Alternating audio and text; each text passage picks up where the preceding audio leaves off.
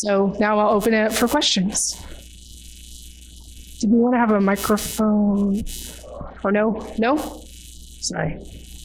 I have a loud voice, so I'll be the first, okay? It's something with recording it needs to be. Okay. Yeah. Hi. I'd like to know, if we know this, approximately how much does a ballot harvester get paid for each ballot harvested? And is that in dollars or is that in political street money like cigarettes, alcohol, or cocaine? So again, about how much on the average does a ballot harvester get per ballot? So it really varies. A lot of times they're not paid by ballot. And what they do is they're basically just paid like a campaign worker, and they go out and they're told to harvest while they're knocking doors.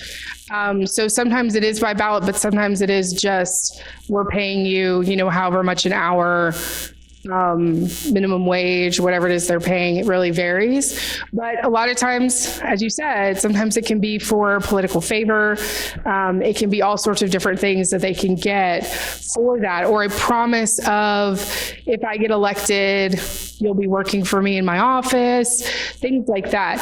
Now, I will mention that one of the things that we found is a lot of times mail-in ballot harvesting until 2020, when everything was on the line, most of the harvesting happened in Democrat primaries and municipal elections.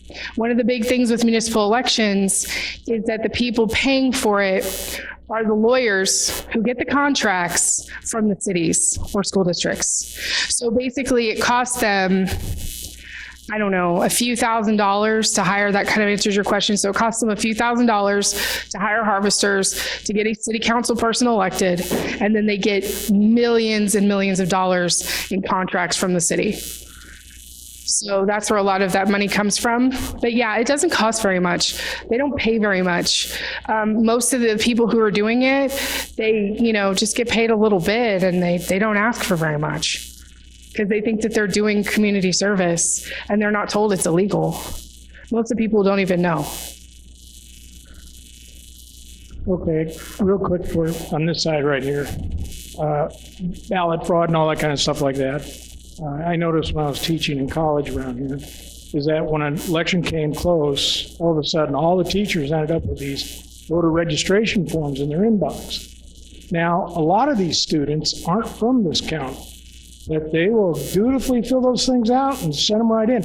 I've had a couple that actually bragged about how they voted twice, at the home county, and I could vote you because you gave me this voter registration form here. So has anyone looked at the prevalence of that type of fraud, taking place at university or college level? Yes, and there is a lot of that. So there are a lot of where people are registered in more than one place, or they're registered where they are not, where they do not live. That's something that really needs to be cleaned up. Residency is really vague in the code. It's basically like where you intend to live, not where you actually live. So that's one of the things where you're registered to vote, even if that's not what your driver's license says, or where you're registered is where they're supposed to give you the ballot. So that is something that really needs to be cleaned up. It is a real issue, and not just for college students, but also people that are registered to vote at an empty lot, or they're registered to vote in a PO box. So unless you're Ant-Man, that's not going to work. But they are not registered to vote. A few people in the room got it. But unless you're supposed to be registered to vote where you actually live, your actual residence. So that is a serious issue.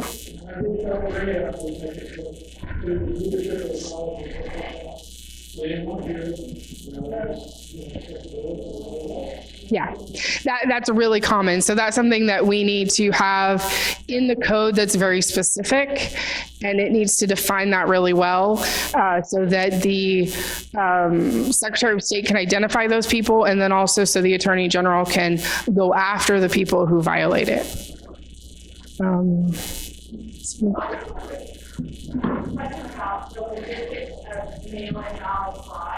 think before this past fall, or kind of during this fall, I thought of it as it that, you just print a whole bunch of extra ballots, somebody sits there in front of the TV and fills out the candidate of choice, turns them in. Sounds like what you're talking about is, say myself, Julia, wants to vote by mail, so I turn in a request to vote by mail. Someone then snatches my ballot and I never get it. Or they come to your house and they fill it out for you. They come to my house the day it shows up in the mail? Or So one of the things is that they did identify in Dallas County that there was someone who was working there that was letting harvesters know when they were being mailed out. They had to actually switch to sending them out randomly.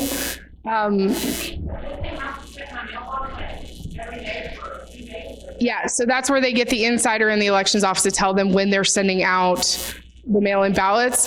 The other thing too is that they can also judge the turnaround time. So if they know there's like a 3-day turnaround time, then they're like, okay, well, if I go and I harvest this ballot on Saturday, then I put it in the mail. So they have like a whole formula on how long it takes to get it sent back out. There's really not a lot of what I guess is imagining of sort of extra ballots that somebody can sit there and fill in. No. That's not really a thing. Correct.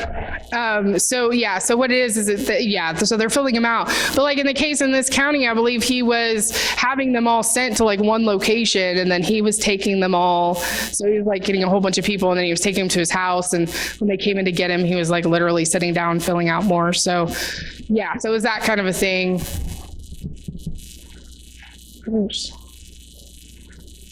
He's got the microphone. Yeah, I got the microphone Okay. here. And my wife and I are from Chicago. The battle cry is vote early and vote often. Yes. Yes. Bless your heart. And, my point is that nothing ever seems to change. And we're seeing what's going on in Washington. We hear what the last legislature, and we don't have people who are standing up, who are going to make a difference, who are going to change things. I got a buddy of mine, and he's politically aware, and he's convinced the only way that we win is by cheating as well.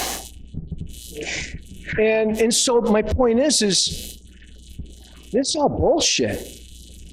I mean, seriously, it's got to stop, but how in the world is it going to stop? I was telling Wanda here, every month I pay my bills with my credit card. You know what? They never miss a charge. There's never a charge on there that I didn't make. If they can do it with credit cards, why can't they use the same system for voting? I mean, it's because they don't want to. That's the issue. Well, that's part of it, but it's also more complicated than that because we can't do things through electronic means. That creates a lot of issues. Because when you're doing things electronically, you can have hacking and stuff like that. So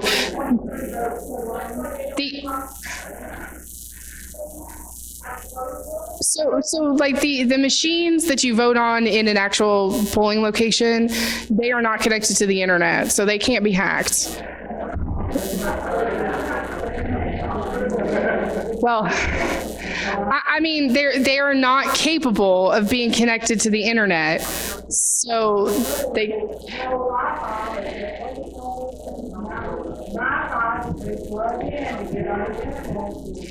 I appreciate your frustration, but I will tell you that I know for a fact that the machines that we vote on do not have the capability of connecting to the internet. The scanners. It's the scanners that are not Okay, connected. next question. I have a question. I'd like to know what you guys know about the extended stays. A couple of us precinct chairs kind of got inside the Democrats' private group that have been working on harvesting extended stay hotels. What do y'all know about that? And the implications being, given places like Colorado have same-day registration. I like your thinking, by the way. I think we should just take their tricks. Use their books. Sorry, judges sitting in the room here. But do you guys know anything about the extended stays? Are you working to close that loophole, or? So that one is actually a new one for me, but again, that's a residency issue. So that's another thing that could be fixed through residency. And also, again, yeah, we do not want same-day voter registration for sure, because then you have all of that kind of stuff.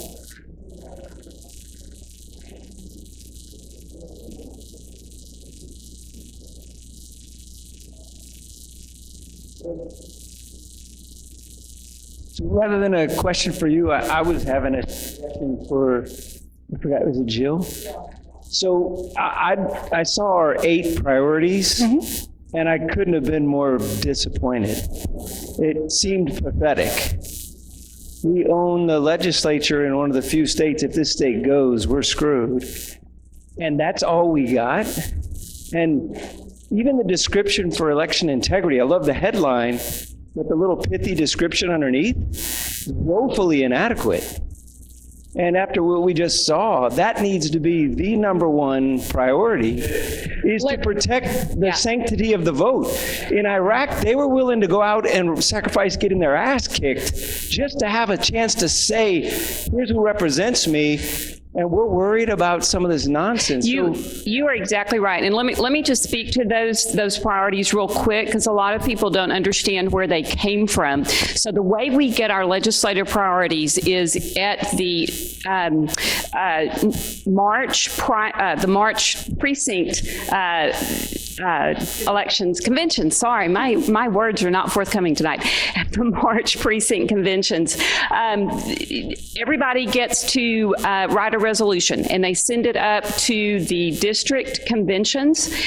There is a resolutions committee at all of the districts that then look at all those resolutions, look at those issues that the voters care about, and they vote on the ones to submit to those district delegates. Those delegates vote, they get sent up to the state. So by the time they get up to the state convention, you've got hundreds of thousands of people across the state who have voted on these various issues.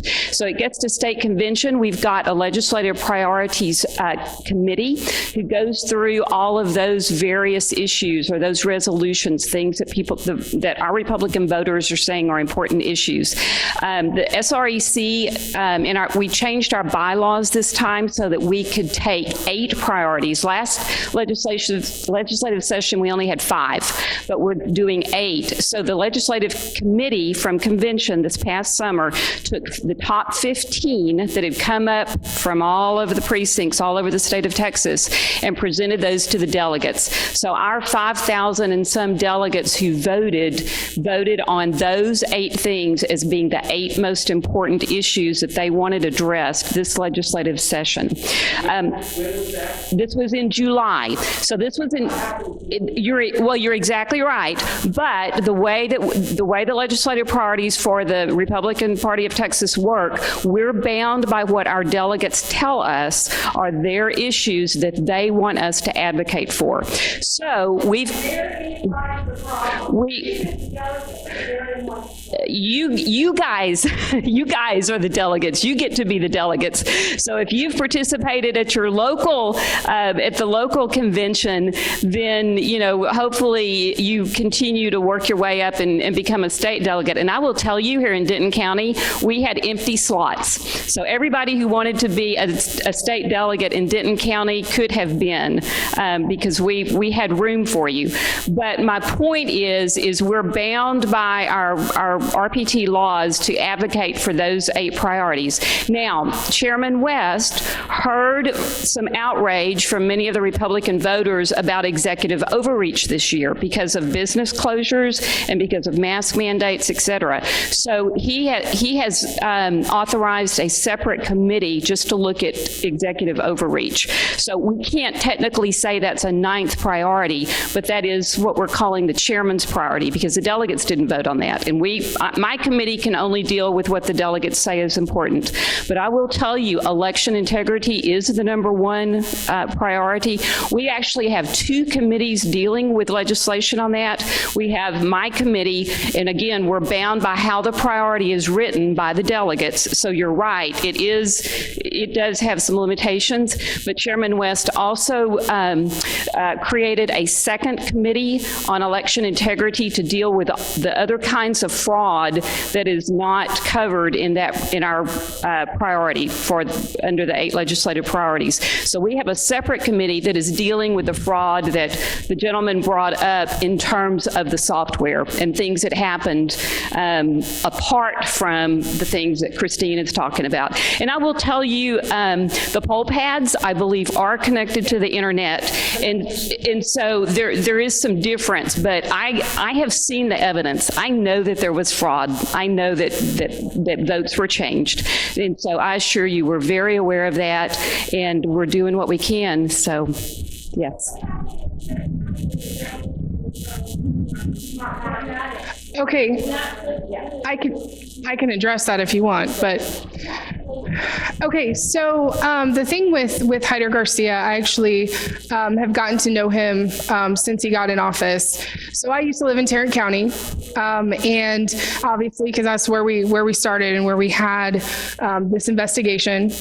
So in fact, at the time that all this happened, our elections administrator was Frank Phillips, the one you have now, and he resigned and he came back here. I haven't heard anything. I've done some spot checks on Denton County. I haven't seen anything recently. But when Hector Garcia came in, I was working very closely with the elections office. I've dealt with him on many occasions. He is the most transparent elections administrator I have ever dealt with. Everything he does has been to help in what people like me do. So basically, we have had conversations where we have sat down and he has said, how do I get you the form that you need? How do you need that information printed out so you can do what you do? He has come up with ways to get information for free. So basically, you can just download it for free. You get like a passcode, you download it for free. And I will tell you right now, without going too much into his past, which I have investigated, there is no fraud where you have transparency. So someone who has never turned a poll watcher away, someone who makes sure that everything is 100% transparent, who has never told me that they, sent stuff back to the AG so I couldn't get an open records request, or tried to dodge me on any sort of thing that I've tried to look for, or anyone else for that matter. It's not just me.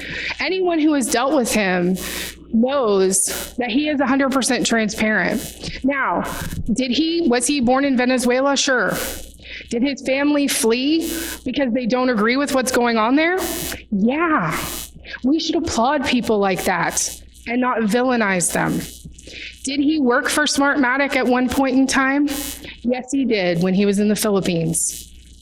Was there fraud in the Philippines? It's a third world country. It probably did happen. But it wasn't because of him, and it wasn't because of anything he did. So here's the thing. This is what I want to say. All software, all hardware is vulnerable to people doing bad things.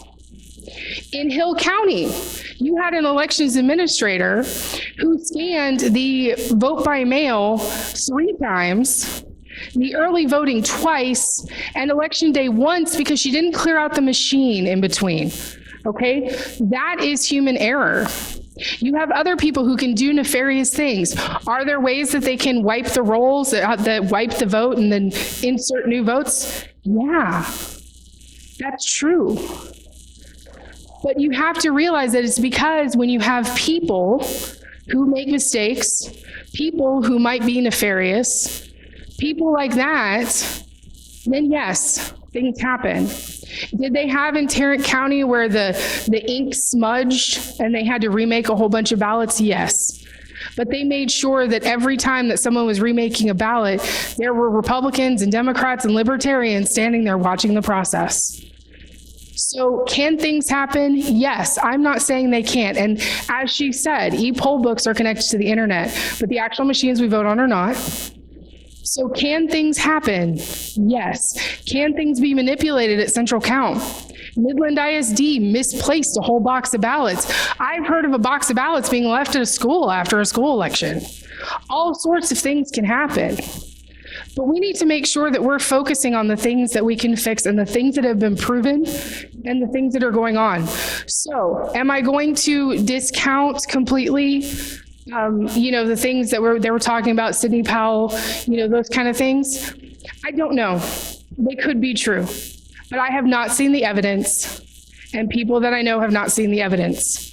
So I've tried.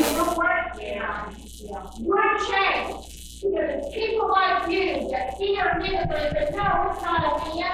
We need transparency, or we need people that are willing to look at the evidence that's in front of their face.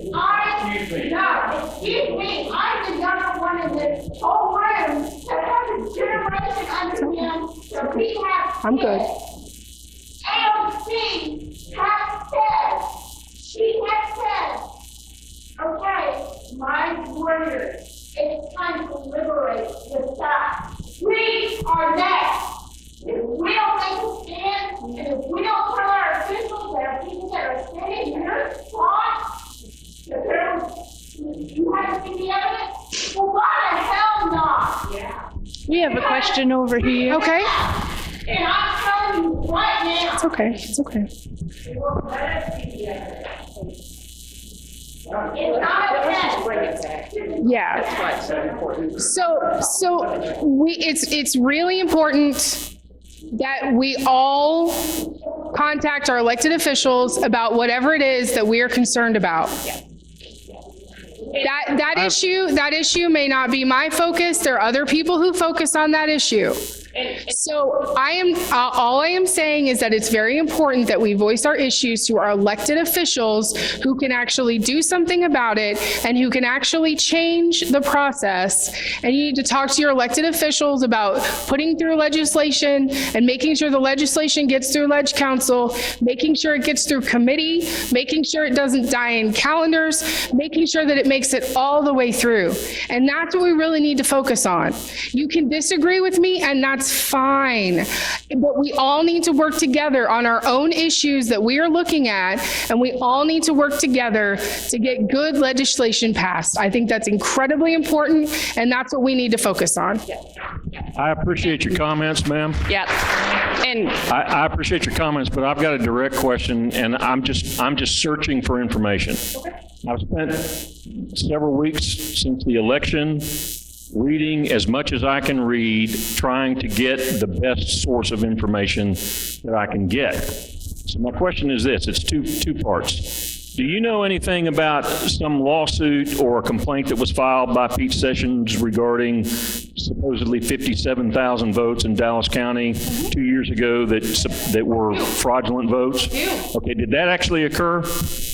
And then I got a second part to my question too. The second part to my question is related to what you just talked about with the investigations that have been done by Mike Lindell and Sidney Powell. Are you telling me that at this point that you can confidently tell everybody in this room that there was no electronic interference with the number of votes that were cast in Texas regarding the numbers of votes that were cast versus the number of votes that were reported for each candidate? Can you tell everybody in here that that did not happen? Or are you just saying that you haven't personally seen any evidence of it? I have not personally seen the evidence, so I am not pursuing that line because I have not seen any evidence that has taken me to where I need to go down that avenue. Okay, can you comment then on how that relates to the 57,000 votes that Pete Sessions was talking about in the complaint that he filed? Thank you. Okay, so with the Pete Sessions case, there are a lot of things that happen in Dallas County. There's a lot of things that are done wrong. There's a lot of, if I had my map right here where I identified all the harvesters all over Dallas County, I would love to show you that.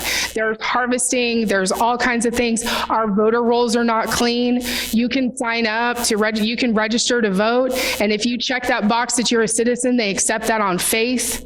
There are so many different ways that you can steal ballots, but I will tell you that the Attorney General's office, and not Ken Paxton himself, but the Election Integrity Office, went in and did do a full audit of Dallas County, and they did not find the kind of manipulation that you're talking about. What they found were other issues, and they found a lot of other problems that were going on, procedures not being followed, things not being done correctly, that kind of thing was what they found. So was there fraud there? Absolutely.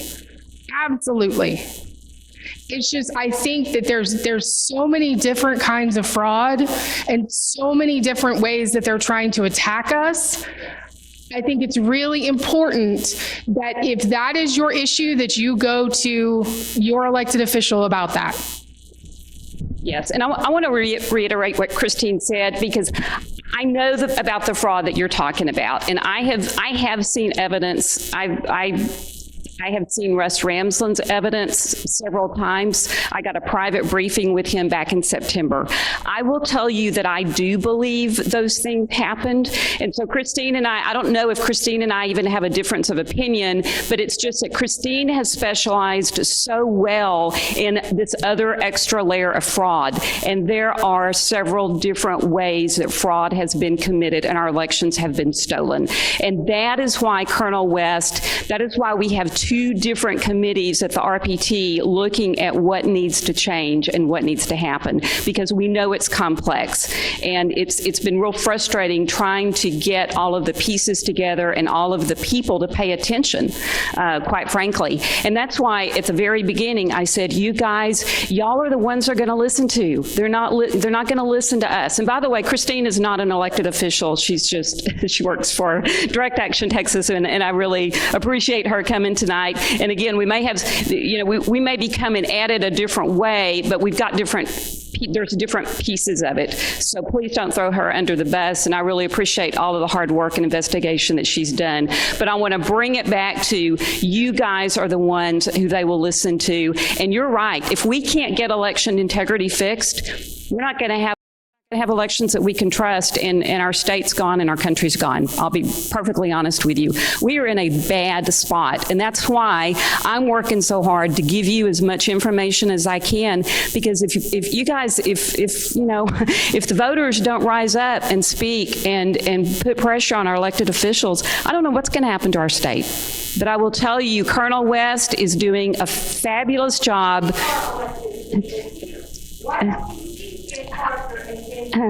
Well, I will tell you, session just started, so they're in Austin right now, but you can call them. You can call them and you can email them. And so I'm going to hand this back over to Angie and see if you want to take any more questions or not, or if we need to wrap up. One more question, because we do need to wrap it up. So you're the last question, and then you will be here for some questions, right? Hi. Yes, I was reading where the Republican Party in the state of Nevada went to people who voted, or people who were recorded as having voted, and then they came back with some numbers of how many of those people who voted were at non-existent addresses. Some of them were people who said, no, I didn't. When I showed up at the polls, somebody had already voted using my name, and some of the other things. Okay, so they did that in the state of Nevada, and I'd like to the best of my knowledge, Republican Party of Texas has chosen not to do that, especially, I would think we need to do that in Harris County. But now, number one, am I wrong? In other words, has somebody in Texas actually done that end-to-end verification to go to like 100 people and just say, oh, by the way, 30 of them are addresses that are whatever? Okay, so number one, has Republican Party of Texas actually done like what Nevada did? And if not, why not? Did the party do that in Nevada, or was it like their attorney general or somebody like that? I believe it, from what I read, it was the Republican Party of Nevada that did. The attorney general there, forget it, in Nevada. But anyway, yeah, it was the party, clearly. That's actually a great question for Dion Starnes. And so email her and ask her, because she's chair of that election integrity committee, and she can tell you what they've done. I know they're working with attorneys, and I know they've done investigations. So email her and ask her, because I'm not real sure. 2 seconds. Yeah. Okay. I had gone to testify for election integrity last session, and I'm going to tell y'all, we were outnumbered. Probably there was one of me to 100 of them. You would not believe, I checked in at 7:30 in the morning and didn't get to testify until midnight. So if that tells you and how well organized the opposition is, I recommend that you go and testify before the election committee and we start stacking them instead of the other way around. Because they come from all over the state. You have young people. You have whole sororities that come and show up where these women are anywhere from 20 to 80 that come. We were so outnumbered. So that's one thing. Another thing and Jill, to understand how to become a delegate. After your primary election, go right after the polls close at 7 o'clock, show up, and you can register through your precinct to go to be a delegate. I highly recommend it because you do have a voice. I always sign my name. I sign that I'm a delegate from SD 12, and I actually get a response from Jane Nelson or from state reps. So get involved. Don't just talk, act. Because like I say, we're outnumbered on this election integrity because they're going to always scream voter suppression, poll tax. That's always a common one. What's the more that we hear a lot of? Racism.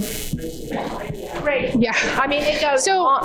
So let me just say on that point is that you're going to have a lot of your elected officials are going to say that they can't pass these bills because we will be facing lawsuits from the other side. Well, guess what? That's what the other side does. They file lawsuits. So we have our attorney general right now is filing lawsuits to, support Trump and doing all these things on a national level. So why should we be afraid of Democrats filing lawsuits against us? So you need to make sure when you talk to your elected officials, do not be afraid of being sued. We are going to get sued. No matter what we do, we're going to get sued. So let's get some wonderful legislation passed and we can worry about those lawsuits later, but let's get it passed. If we can just at least get 2/3 of the bills that are there, we would be so much further ahead than we are now. So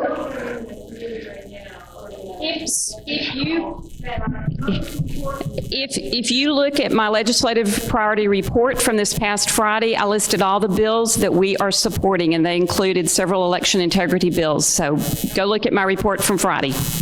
And if you'd like to sign up on our website, directactiontexas.com, we'll be sending out emails letting you know what those bills are. All right, let's give Christine one more round of applause.